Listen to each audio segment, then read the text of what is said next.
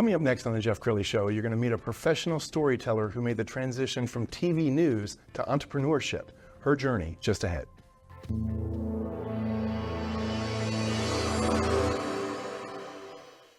Many are predicting that the worst is yet to come, which is unfortunate, said one person here. Until now, they've enjoyed the reputation of being the nation's icebox. Watched a burglar in his home this morning by webcam. As a journalist of over 25 years, stories are what make my world turn. Reporting live from the Dallas newsroom tonight, Jeff Crilley, Fox 4 News. But in 2008, I took the jump from my familiar life and started a PR firm from my home. We're talking about anyone with a camcorder like the one I'm using becomes a television network. We started slowly growing the company, and we now have over 100 clients, and we've branched into the world of live digital broadcasting. I now own 8 different TV studios and have a huge team, and the stories that I now get to share are sometimes the most important of my life. Life has a funny way of coming around full circle. This is the Jeff Crilley Show. Well, have you ever met somebody and you just feel like you've known them your whole life? That describes my next guest, and it's because we shared so many things in common. We both did the TV news thing, and now we're both entrepreneurs. So I want you to meet my next guest, Kezhal Dashti. She is with Dashti Media, and she's my friend. Thanks for coming on the show. Thanks for having me, Jeff. Yes, I'm excited to be here. I love how God works, because we just connected yesterday, and it just so happened that you had the ability to come into our studio. So I want to talk a little bit about your news career. Yes. So how did you get into news? I got into news wanting originally to become an entertainment journalist. I'm obsessed with pop culture news. I've always been obsessed with pop culture. I idoled Maria Menounos and Juliana Rancic, and I was like, I'm going to be them one day. And I was like, well, the only way to get there, I think, is to try local news first. And then I got the local news bug. And I also really do love hard news. And I started to have a passion for that. So my first job out of college was at the Dallas Morning News, although it was a very, very brief 2 weeks I had there, because my first day at Dallas Morning News, I had gotten a call from a TV station in El Paso. And they were like, you applied for a reporter position, but we have a social media anchor position available. Do you want to audition for it? I'm just like, yes. So, social media, pop culture, you're saying everything I love. So that's kind of how I got my start in TV, was through becoming a social media anchor in El Paso. And then within 6 months, I became the main anchor after the main anchor left. I was filling in for her for several months when she would go on vacation. And so I kind of got the bug of being a main anchor, and I fell in love with it. And it was the perfect fit. Sure. And I remember you from your days at WFAA. Yes. We found her reporting, anchoring sizzle reel. Let's go ahead and roll that now. 3, 2, 1, go. Oh my gosh, really? 30 seconds Sonia left. lied to me. She said she was going to take it easy. Sonia's on peppery. Don't get that close. And you're breaking a sweat and tearing up. I am. I'm like regretting wearing long sleeves.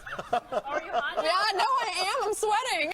And Now back here on the plaza, the Mavs Maniacs, they're celebrating with us out here. And you guys are actually going to have a party tonight for those who can't make the game.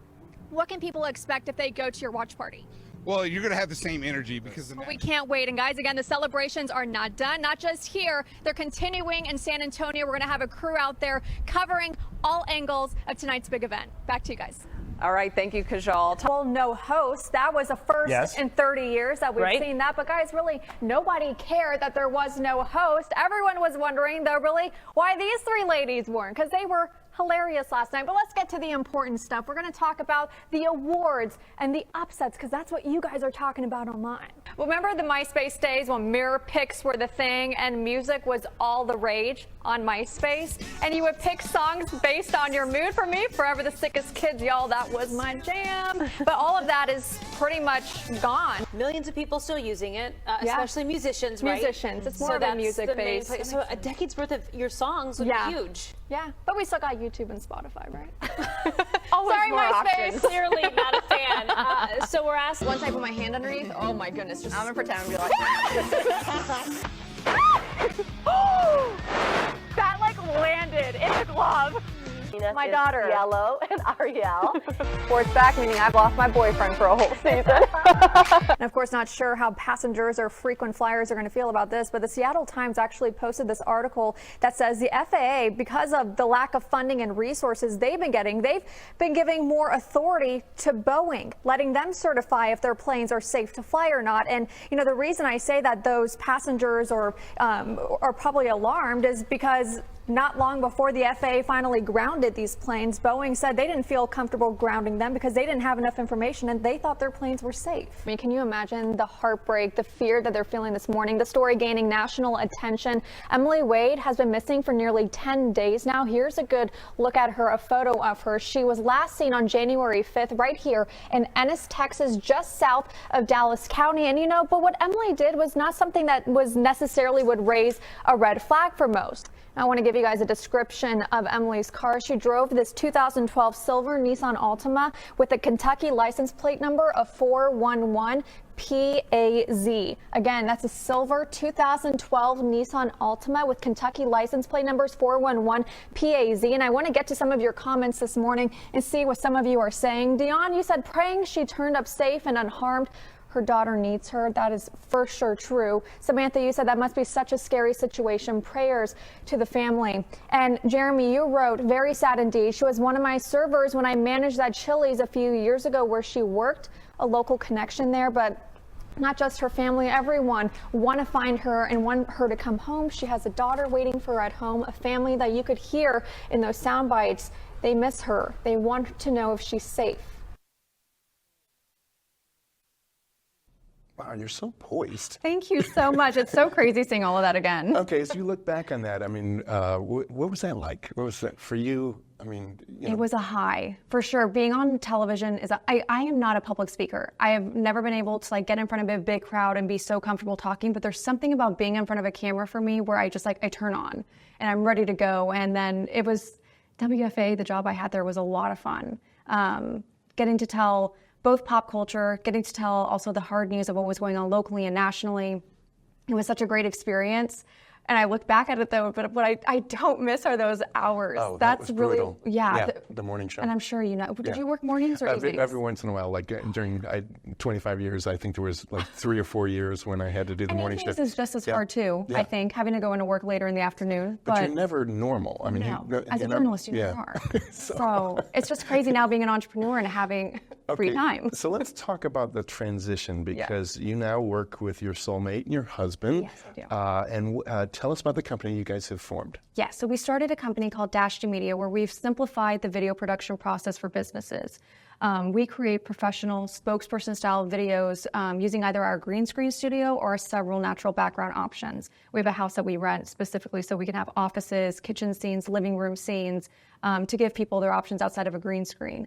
And that way the client doesn't have to worry about finding the talent, finding a production team, finding the equipment and the studio space to get something shot when they need it within that week. So we've kind of helped them simplify the process. They just get us the script and we help bring their vision to life. Wow, absolutely brilliant.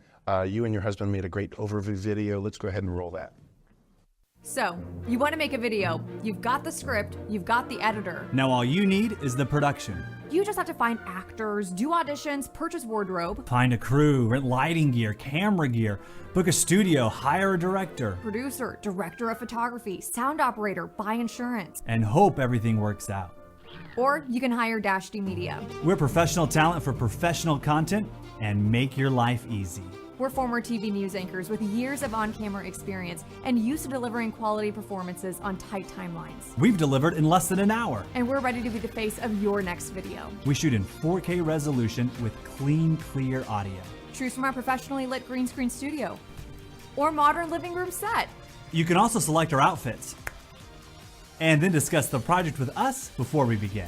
So, if you're ready to update your HR or training videos, need fresh content for social, or any other small-scale video production, just send us a message.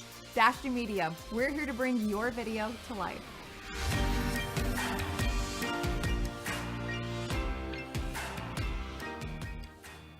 And I think it's so cool that you get to build something with your husband. What's that like working as a husband-wife team? Well, I worked with my husband before this business, so I met him that way. We both worked in news together. He was the anchor for the CBS station in El Paso, and I was the anchor for the Fox station in El Paso. But we were also a duopoly station, so we were seated right next to each other in the newsroom. So that's kind of how we met, and he lived in my same apartment complex too, so it was just like all the stars were connected.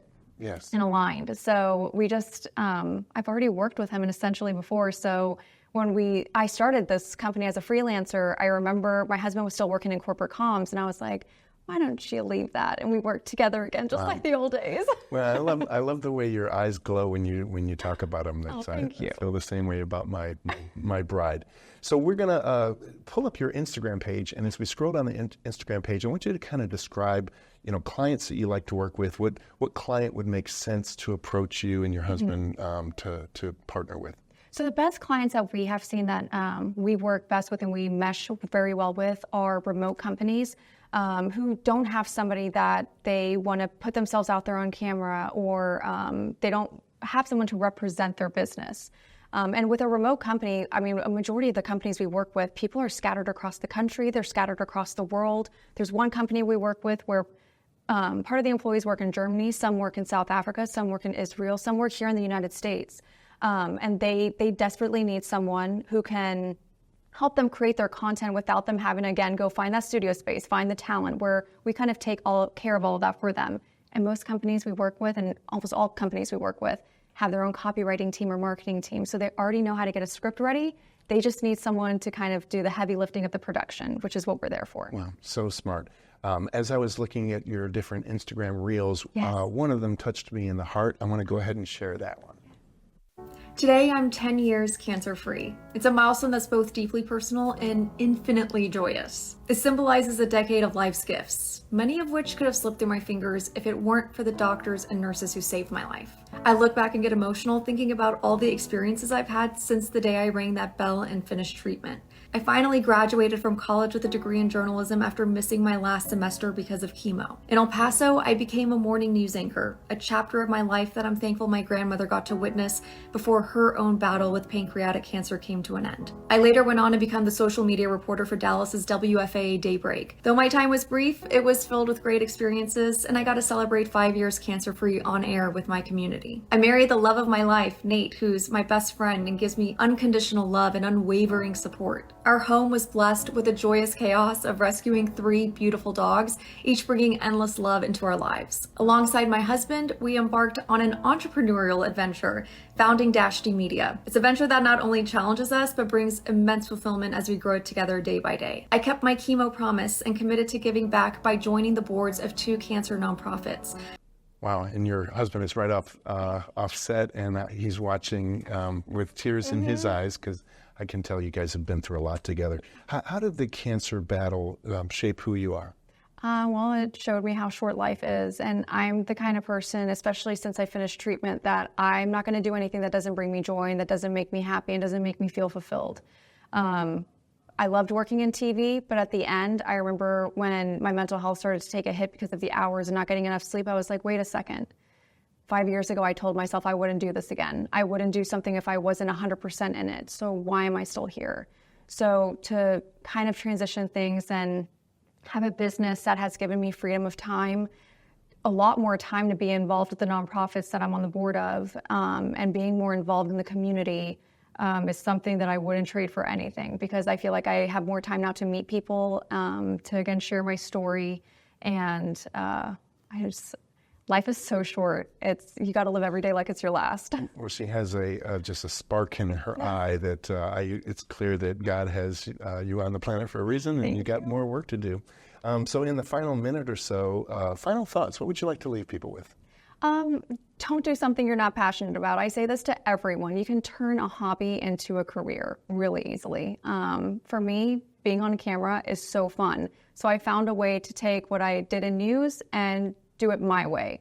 There's a lot of ways that we all can do things our own way. And I say this to my sister all the time, because she's looking into entrepreneurship. I'm like, everything you've done for another company, you can do on your own. We all have that capability. You got to put your head down and do it. entrepreneurship is a roller coaster. You're going to have down days and you're going to have really great days. But it is a journey unlike any other. And I recommend it to anybody who's thinking about it to just take the leap and try. Wow, what a great way to close the show. We're also going to leave you with her website which is dashtimedia.com. The great Kezhal Dashti. Thanks for coming on the show. Thank you, Jeff. Thanks for having me. You bet. That's it for now. We'll see you next time.